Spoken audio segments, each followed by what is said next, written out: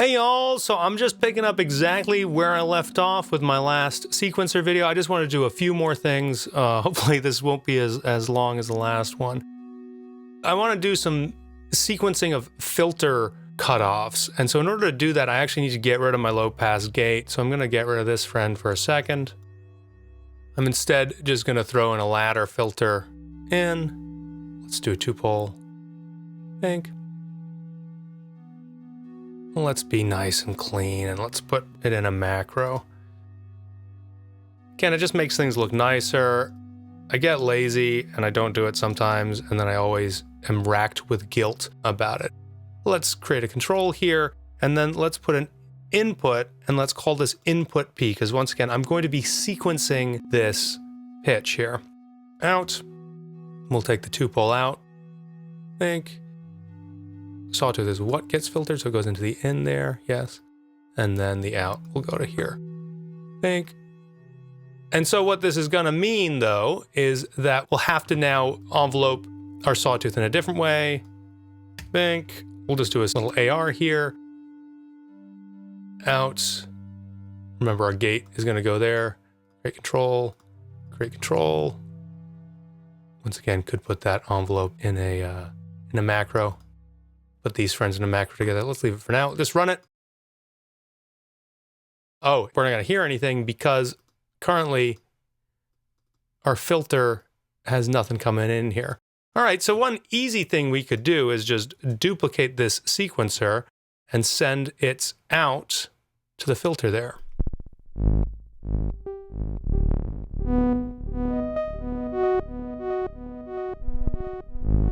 Let's turn on that feedback just for a moment.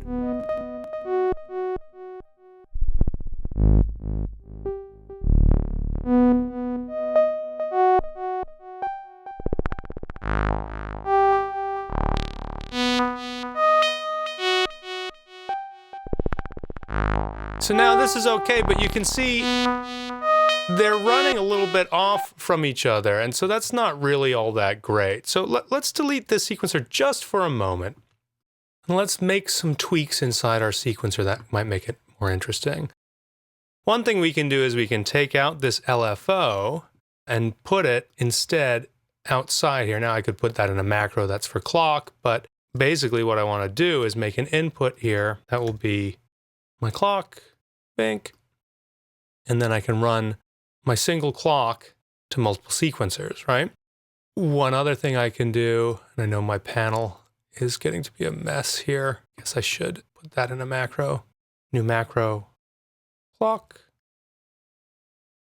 bink, it's in there. Run our pulse out. Let's do something fun with this while we're here. We can now take our tempo information. Now, this is a bit confusing. I've used this before.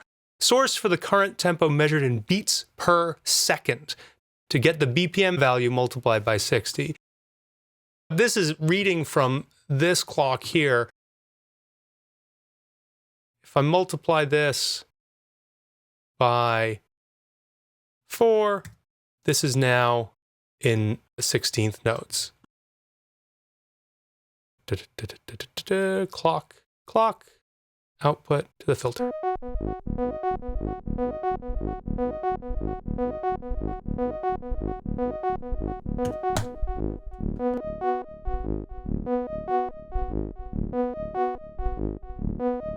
Raise those filters all up a little bit.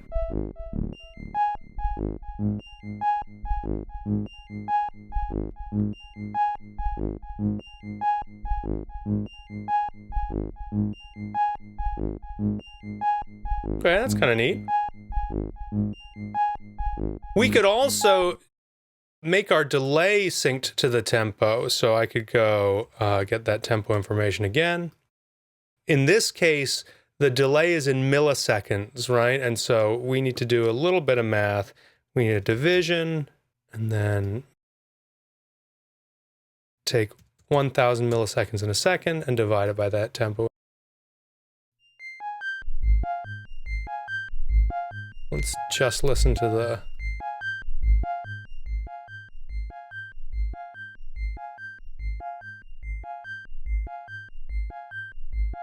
It's actually pretty good.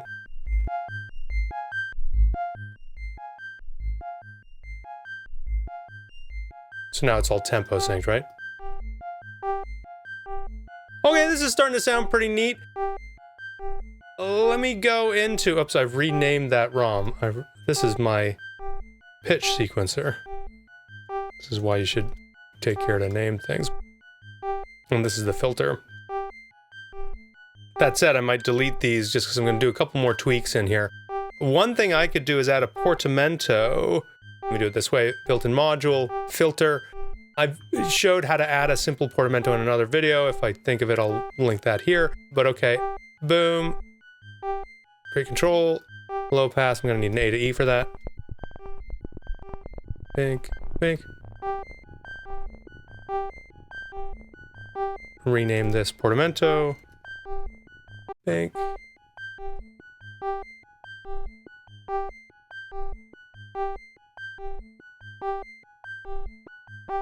There you go, you can hear that now. Let's make the release a little long. Faster, I say. I think I'm gonna want to change the range of that.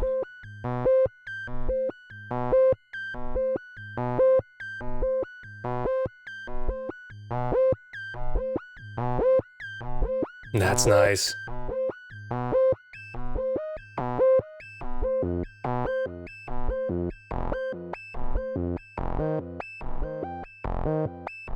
Now I might want that on the filter too, so maybe when I'm done doing all this, maybe I could duplicate it out. By the way, if you want a way to turn off and on this, right? Bink, bink, on, off. Let's go to that switch, view, label, off. I have it on, off for my Portamento. Currently off, on, off. Okay, that's pretty good. Now I could make this so that it resets. I could put in a compare here. I don't really want to do this, but you could put in a compare and say, okay, when the step is what? 7, then it resets, right? And that way we can use different sequences, different sequence lengths for our pitch and our filter, which might be interesting. Oh gosh, y'all are gonna make me do that, aren't you? Create control, and we'll call this steps. And so what do I want? I want it when it equals that number of steps. So here, this is gonna be not functional for just a moment. We need our steps to be minimum of 1, and the maximum steps we can have is 8, right? So I guess when it equals it, I want to send a reset signal. Let's try that. Whoops, and I need to, it's gonna not function until I set my step size to be 1. There it is.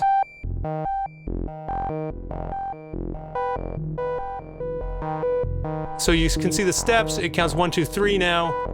If I crank it up to 4, it goes 4 steps, 5 steps. All right, that's pretty good then. Let's now take this. That's a better sequencer.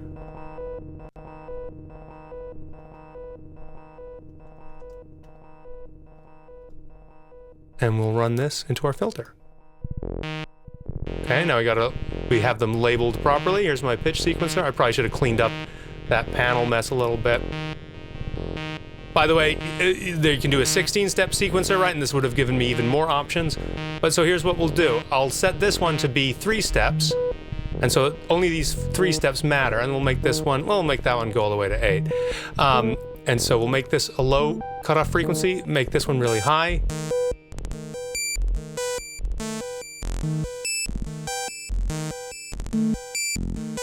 That's pretty nice. Give me some res. Down a little bit on that one. Put the Portamento on both, so now the filter has Portamento too.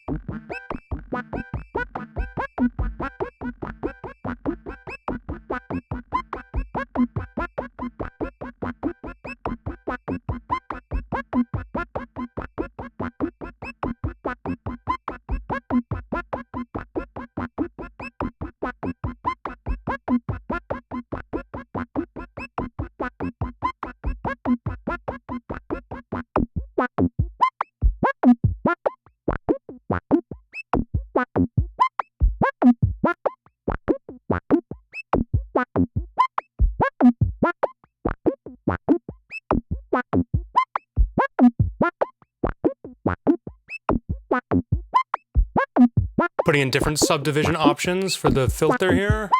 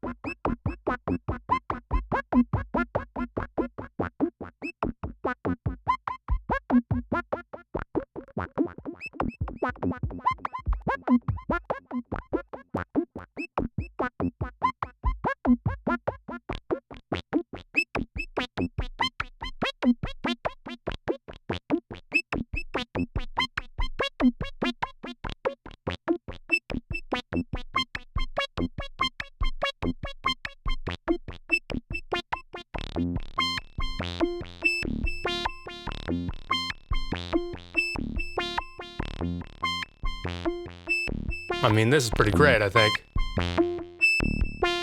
All right, here's what I'm gonna do. By the way, this is still called Reaktor Seq 1 from the last video. I'm gonna save it.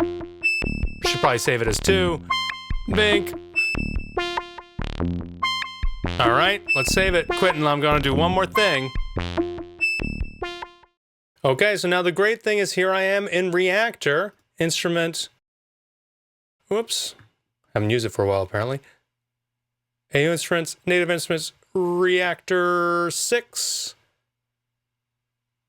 Let's do it stereo, although I didn't have anything stereo on that, doesn't really matter. Let's load up our friend here. Right? But now, both this delay and the sequencers are going to be controlled by this. So now I can build this sequencer into my projects and go...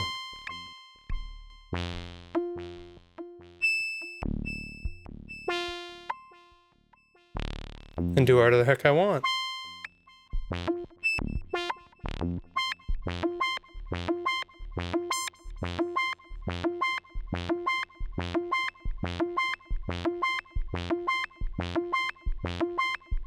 That's boring. If I set one to 7, and this one to 5, then they're only going to repeat every 35 beats. Now it's in Logic, I can improvise with another instrument, make another track, or record a guitar going over it too. All can keep in time with this. I could set up a drum beat, that would go, and it would set this tempo. Alright, I'm gonna leave it there today. I'm glad I split this into 2 videos. They both ended up way longer than I expected. But I hope that's cool. Fun thing to play with. Of course you can expand on this. I only did the 8-step sequencers. Do the 16s, you're gonna get more interesting patterns. Set one to 15, set one to 13, and they're not gonna line up for a long time. Well, I'll throw up that math. I don't wanna figure it out in my head. All right, have some fun. Let me know what you come up with.